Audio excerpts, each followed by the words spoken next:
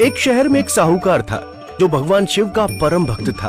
उसके पास धन धान्य की किसी भी चीज की कमी नहीं थी, लेकिन उसकी कोई संतान नहीं थी, जिस वजह से वो बहुत दुखी रहता था। पुत्र की कामना करता हुआ वो हर सोमवार को भगवान शिव का व्रत करता था और शिव और माता पार्वती जी की पूजा भक्ति के साथ शिवालय में पूजा करता था।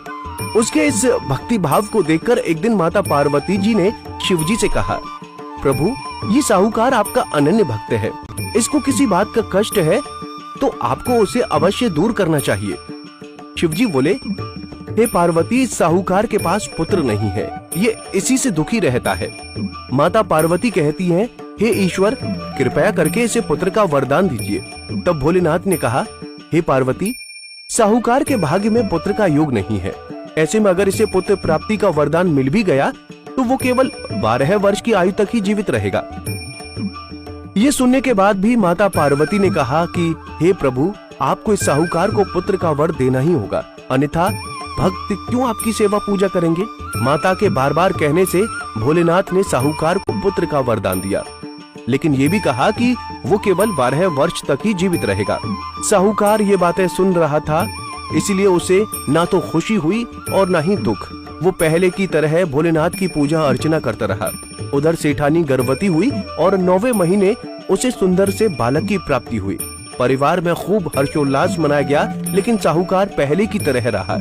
उसने बालक की 12 वर्ष की आयु का जिक्र किसी से भी नहीं किया। जब बालक 11 वर्ष की आयु हो गई तो एक दिन साहूकार की सेठानी ने बालक के विवाह के लिए कहा, तो साहूकार ने कहा कि वो अभी बालक को पढ़ने के लिए काशी जी भेजेगा। इसके बाद उसने बालक के मामा जी को बुलाया और कहा कि इसे काशी पढ़ने के लिए ले जाओ और रास्ते में जिस भी स्थान पर रुकना वहाँ यज्ञ करते और ब्राह्मणों को भोज कराते हुए आगे बढ़ना। वो भी इसी तरह करते हुए जा रहे थे कि रास्ते में एक राजकुमारी का विवाह था।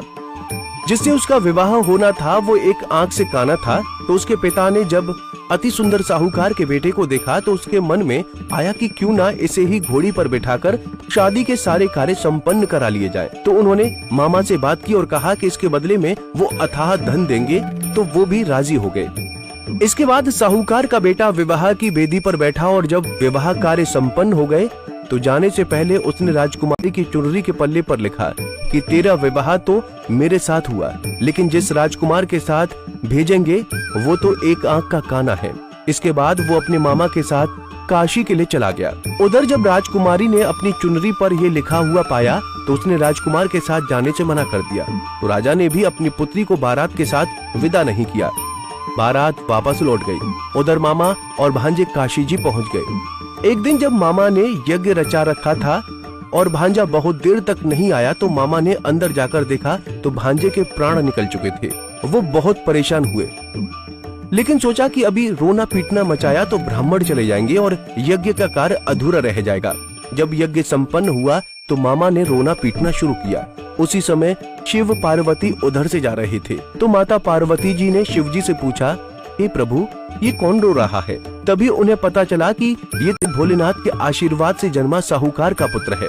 तब माता पार्वती जी कहती हैं, हे स्वामी, इसे जीवित कर दें, अन्यथा रोते रोते इसके माता पिता के प्राण निकल जाएंगे। तब भोलेनाथ ने कहा कि हे पार्वती, इसकी आयु इतनी ही थी तो वो भोग चुका है। लेकिन माँ के बार बार आग्रह करने पर भोलेनाथ ने उसे जीवित कर दिया। लड़का ओम नमः शिवाय करते हुए जी उठा और मामा भांजे दोनों ने ईश्वर को धन्यवाद दिया और अपनी नगरी को लौटे।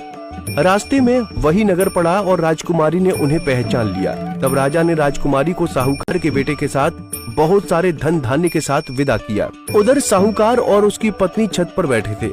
उन्होंने ये प्रण कर रखा था कि यदि उनका पुत्र सकुशल न लौटा तो वो छत से कूदकर अपने प्राण त्याग देंगे। तभी लड़के के मामा ने आकर साहूकार के बेटे और बहू के आने का समाचार सुनाया, लेकिन वो नहीं माने। तो मामा ने शपथ पूर्वक कहा। तब दोनों को विश्वास हो गया और दोनों ने अपने बेटे बहू का स्वागत किया। उसी रात भगवान शिव ने व्यापारी के सपने में आकर कहा, हे श्रेष्ठ, मैंने तेरे सोमवार व्रत करने और सुनने से प्रसन्न होकर तेरे पुत्र को लंबी आयु प्रदान की है। ऐसा सुनकर व्यापारी प्रसन्न हुआ। इसी प्रकार जो भी व्यक्ति इस कथा को पढ़ेगा या सुनेगा उसके समस्त दुख दूर हो जाएंगे और मनोवांछित सभी कामनाओं की पूर्ति होगी।